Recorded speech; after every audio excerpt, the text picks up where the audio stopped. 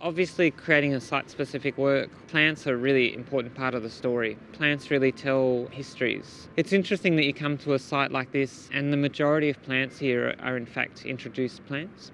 And so we sort of wanted in some ways to challenge that site and to challenge that history. And one of the plants, of course, that has been long forgotten in Australia's history is our native grasses. Those grasses have in fact sustained life here for thousands of generations.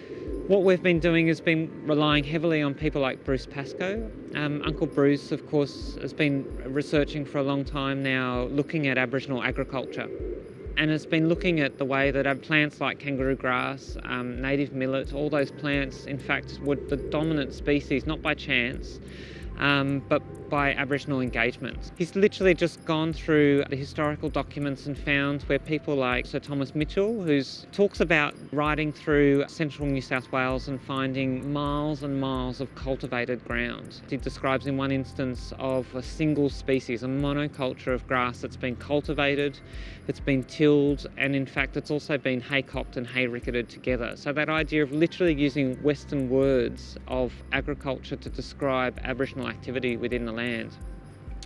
Other explorers talk about Aboriginal people collecting those seeds, harvesting those seeds, and producing grain to produce bread.